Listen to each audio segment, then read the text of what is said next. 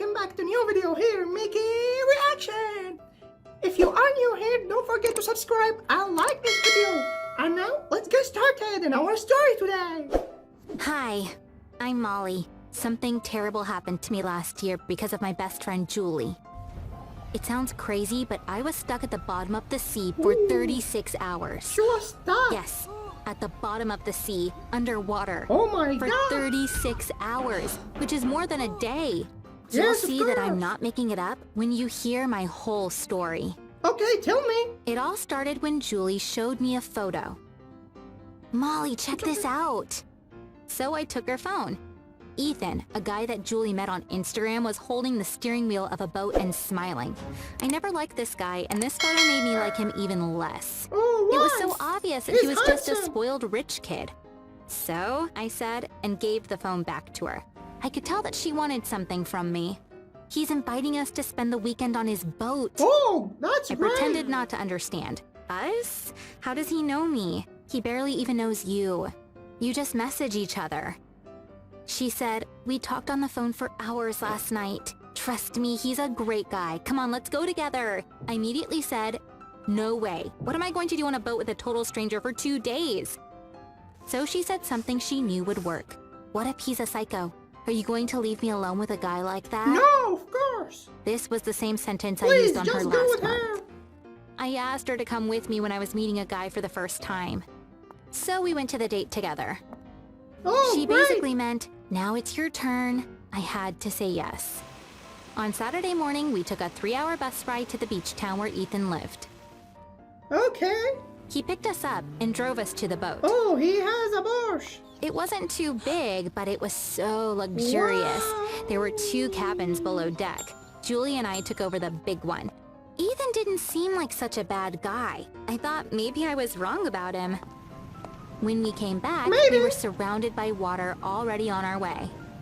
Ethan was steering the boat. Please don't get me wrong, but don't captains drive boats like these? I asked. He smiled. Don't worry, this is a small yacht. I have a license to drive it. Anyway, we're not going to drive all the time. Okay. We'll find a good spot and anchor there, he said. Julie and I sat down to relax in the sun. It wasn't hot enough to wear a bikini, but the sun was still pretty strong. 2 or 3 hours later, we stopped. We anchored next to an island. Nobody lived on that part of the island, so it was just us, the sea, and nature. Oh, great. Ethan was a great host.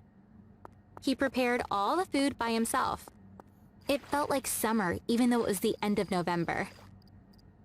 Julie didn't drink much, but Ethan and I got so drunk we could barely speak. He stood up. Your captain's about to pass out. I need to go to bed. The boat needs me Okay. tomorrow, he said, and wobbled his way to his cabin. After a while, we went back to our cabin as well. I was a little dizzy and got frustrated with myself for having drunk so much. I remember my head touching the Okay, pillow she and I will dozed sleep. off immediately. The sea was so calm when we went to bed. Oh, there I is don't storm know now. when the weather worsened and a huge storm began, but when I woke up, the yacht was rocking a lot. I looked for Julie, but she wasn't in her bed. At first I thought I was dreaming, but of course I was not. I heard a pounding noise from below as if something was hitting the boat. With each hit, the boat would rise up and then quickly fall down. I knew it wasn't a good idea to go upstairs in such weather, but I had to find Julie. I tried to stand Where up, is but it was Julie? impossible to stand on my feet. Just then, the boat swung hard. I tried to hold on to something, but I couldn't. I hit my back against the wall and screamed in pain. It hurt so much that I was sure I had broken something. Ooh. The pain stopped after a while. I checked my arms, legs, and ribs. Nothing hurt, Great. and I was relieved that nothing was broken. I suddenly realized the real danger. I was in a boat. There was a terrible storm outside, and boats tended to sink during storms. Oh, What was I don't supposed say to do? that. Was I supposed to stay down here or try to go upstairs? I was thinking that the Don't right thing to think do about was to that go now. outside when the boat started to rock even more. It felt like the boat started moving. Had Ethan taken control of the boat? Were we going somewhere safe? I was trying to calm myself down when I heard a really loud noise. I realized that the movement was just due to the boat drifting, and we had crashed against the rocks surrounding the island. It was now clear what was about to happen. The boat was going to sink. I managed to get up because the boat wasn't rocking as much. I was trying to get to the door when suddenly it split in two and water started pouring into the cabin. It was what I had been afraid of. We were sinking. The water was pouring in so fast that I couldn't move through it. Oh, they are sinking. I went to the bathroom and shut the door. I took the towels from the cabinet and stuffed them under the door, but the water kept coming in. Until then, I had managed to stay calm. But now I had enough reasons to panic. The boat I was in had hit a rock in a storm and was sinking quickly, and I was stuck inside a tiny bathroom. For the first time, I thought I might actually die. I started yelling to get this thought out of my mind. Molly, use your brain!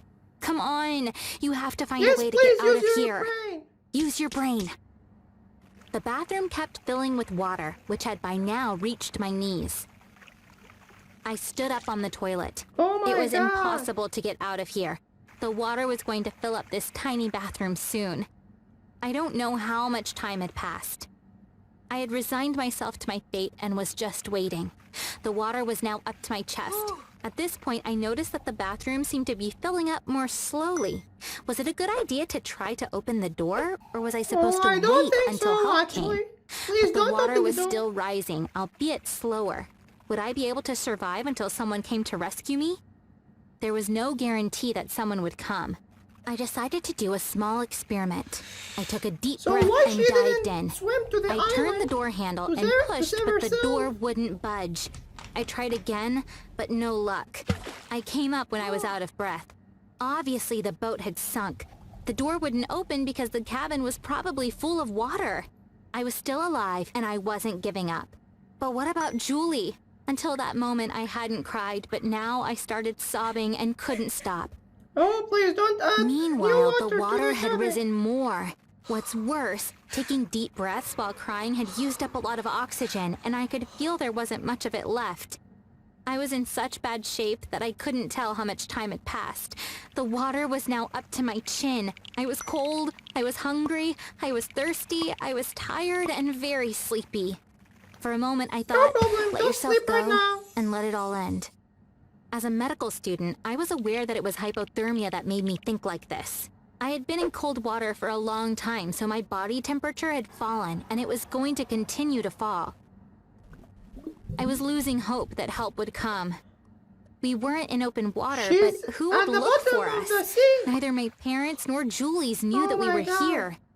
Would Ethan's family do something? I didn't think so. I thought this was the end for me. The water continued to rise slowly. It got so high that I had to stand on my toes to avoid drowning. Just then, I heard a sound.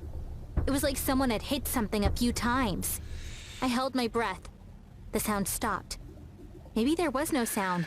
Maybe I was hallucinating because I was about to pass out. No! I heard the sound again, and this time it was closer. Anyways, if I was hallucinating, I would have heard my mom's voice or something. Why would I hear the sound of metal being hit? I dived into the water one more time. There was a soap dish made of stone. I grabbed it and came back up. I started hitting the wall with it. The other sound stopped. All you could hear was me hitting the wall. I stopped after a while. Then the sound from the outside started again. I was communicating with someone. They knew I was here. They turned out to be two divers from the search and rescue team. At first, they couldn't open the door because of the pressure. But they were there to save me.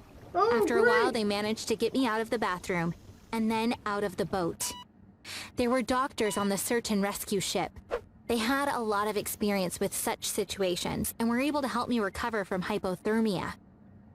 As soon as I was feeling better, I asked about Julie. I found out that both she and Ethan were okay. Apparently, Ethan had diabetes, but he was too drunk to take his insulin shot.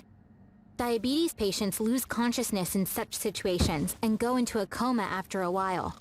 Ethan somehow got himself to our cabin door and knocked. Julie helped him right away. She gave him his insulin shot, but he was still feeling very bad. Just then, the storm broke out, so he had no choice but to go upstairs. Julie went up with him too. Thankfully, she thought of putting on their life jackets. Ethan managed to start the engine, but the waves were too big and he couldn't prevent the boat from drifting. They fell into the water when the boat hit the rocks. Julie never left Ethan's side. The waves washed both of them onto the beach. Ethan had lost consciousness, so Julie couldn't leave him. The next day, a group of hikers accidentally came across them. They are both doing well now. After hearing this story, my first reaction was, they'll definitely get married after going through this together. After a horrific 36 hours, I managed to come back to life. I think I did pretty well overall. Of course, I got very lucky, but deciding to go into the bathroom, managing to stay calm, fighting the hypothermia, This is a great idea. I definitely deserve a well done. Alright guys, thank you for watching. Don't forget to subscribe and like this video. Thank you for watching. Bye bye.